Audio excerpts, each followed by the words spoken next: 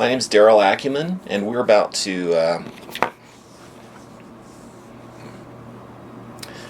My name's Daryl Acumen, and what I'm going to do right now is walk through a concept that will hopefully help you improve your life. It's a concept that I developed 22 years ago, and if you're familiar with The Secret, with manifestation, with the law of attraction, this will be somewhat familiar. But from my perspective, The Secret and the law of attraction is kind of like Dream and Goal Management 101. This is Dream and Goal Management and Manifestation 550, the graduate course. The Secret, the concept of The Secret, if you guys understand it, is you decide what you want. You put a picture up there. You put it on. You write it down or something like that, and then there's this mythical law of attraction that will make it, happen. It works, but when I was 27 years old, I sat down and I thought about it and worked on it. And I said, you know what? There's got to be a workflow that I can use to really get control of this and not just leave it up to some mythical, magical force, right? I want control and I want to understand it. So, just to start, I'm going to walk you through my personal journey and how I got here. Now, this is, if you're going through a life change, midlife crisis, a divorce, you're going to college, there's something happening that's like a pivotal inflection point in your life, this concept is going to be, it's going to help you. I mean, this is literally how you navigate these sorts of things. All I've done is encapsulate it into a workflow that makes it easier. But first, let's just go through my sort of experience and how I got there. So I'm going to sort of lead up and explain my inflection point, my crisis, and how I came up with the concept. Then we'll talk about the concept, how it actually works. And then we'll go into the workflow itself, how you do it, and then I'll talk about sort of the impacts. But let's come from a high level and let's come down. So, when I was a kid, I guess I was, 19 or 20 or 21 or something like that. I got into the University of Southern California, which was a really big deal to me. I'd been going to, a really good school in Baltimore, but I really wanted to go to USC, and I got in. It was a big deal. This is a picture of me with Sir Frank Whittle, the inventor of the jet engine, and Lady Hazel Whittle at the condo where I worked when I got the admissions letter. I mean, it was just a real exciting moment. They were jazzed. They invited me up, and we celebrated together. That was cool. So I go off to USC. It was a beautiful campus. Everything is wonderful. I'm involved. It's exciting. I mean, I'm just doing great. I'm involved in activities and community. And then at the end of my first year, I got a call from my mother, and she said, "Son, I think you need to learn the value of money." And she decided she was going to stop paying my tuition. That was a gut punch. That really sucked. But, hey, I rolled with it. I was in South Central Los Angeles. I, pulled some scratch together, and eventually ended up getting into internet startups. Joined some buddies of mine in Santa Monica, and, we built a startup called Skunk Technologies. Those are air fresheners, skunk air fresheners. You can see kind of over here. That this is one of our first promotions.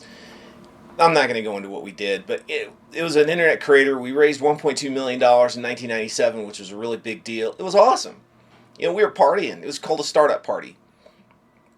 Well, that didn't work out.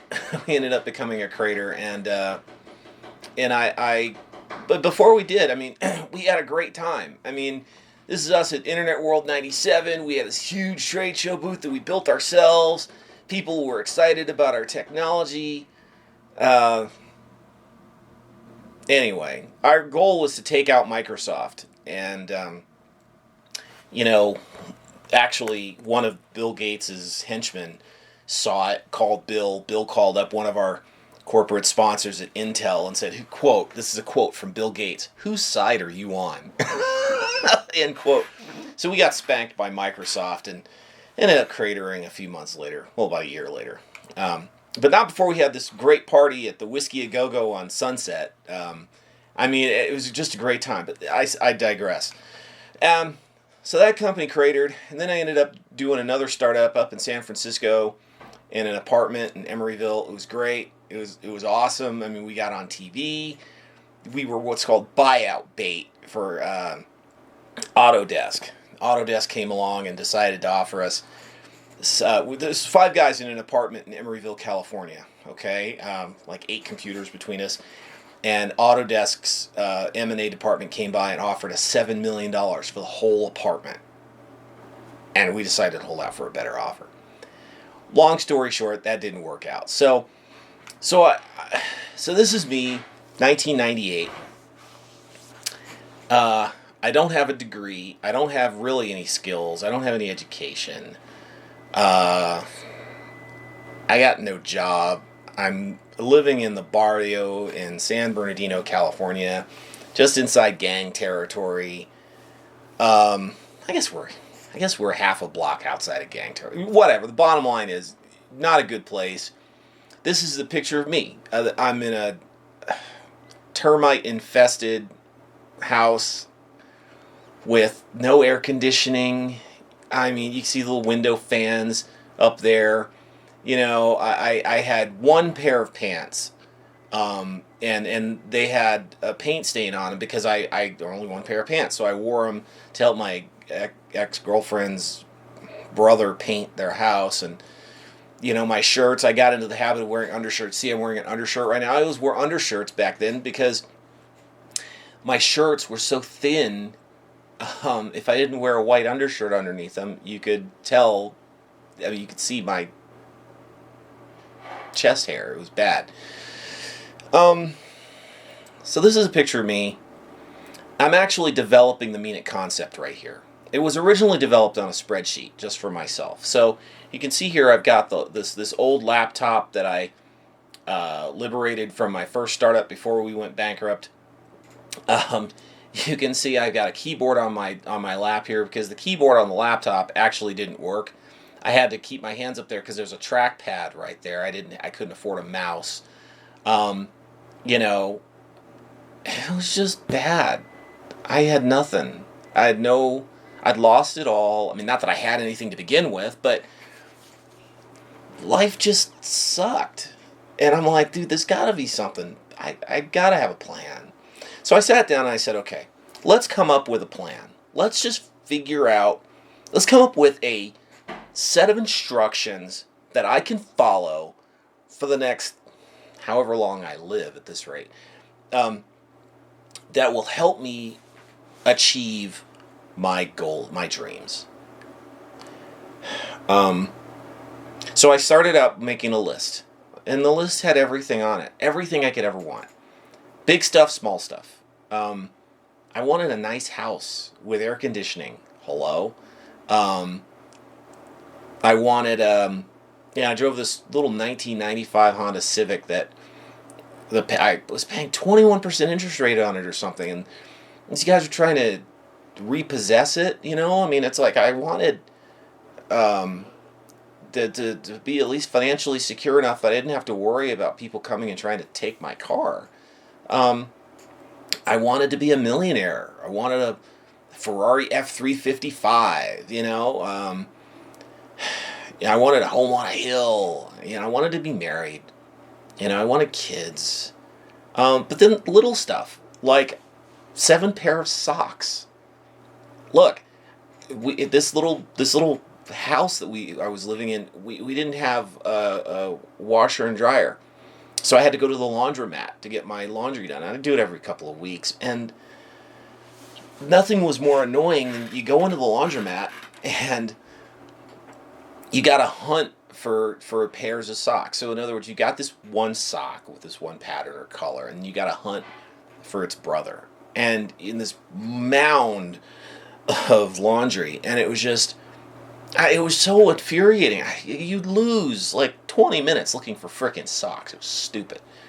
Well, what I wanted was 7 pair of identical socks. Grab 2, make a ball. Grab 2, make a ball. You know, if you find one, you find another sock. They match because they're all the same damn sock. So little goals, but big goals too. So I made my list of 128 things, and I came up with a system to prioritize them. And that's the key. You can read books like Think and Grow Rich or whatever, and they'll tell you to make a list. It's true. You make a list. Yeah, absolutely. If you make a vision board and a list of things that you want in life, you're more likely to achieve them. That's the secret. Yeah, it's totally true. It works. I went a lot further. I said, no, this is not enough. I want a prioritized list. I want to know what's important, and I want to go after it systematically. And I want to just crush my life, just rock this life, just kill it, right? So I came up with this workflow in a spreadsheet, and I started to execute on it. So that's me, age 27, with this little cat that, would not leave me alone. My only pleasure in life was the 7-Up. I would just, binge these sodas. But I had a plan. So real quick, look, this is me today, okay? I'm not rich. I'm not a millionaire. I had a goal to make $1 million before age 30. I actually made my first $1 million before age 30. I don't have it now. It's funny. We've had a couple of financial crises in the United States. But today I'm living okay. I don't have the Ferrari F355. But the things that are really important to me, I got them. And that, turns out, was the secret. That was the key. That was the fundamental concept, right? It's not about getting everything you want. It's about getting everything that's important. So let's just go through and take a look at where this kid ended up, and then I'll talk more about the concept. So this is me today. Hey, I'm a little older, a little more filled out.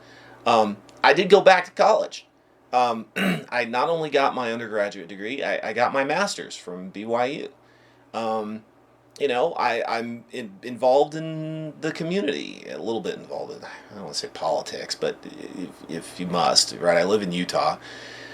So, I've met some great people. I've done some great things. I have a family.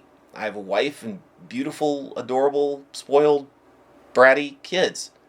We live in a nice house up on a mountain. We got decent cars. This one down here is not mine. That's my son's car. But I got my little Audi. My wife's got her little Lexus. We got the little Beamer convertible over there, twin turbo N54. It's nice. The socks, I wanted a wardrobe. I got the wardrobe. Not just matching socks, but I have pants, I have shoes. You can see over here I've got shirts, piles of shirts. Things are good. That ratty little computer.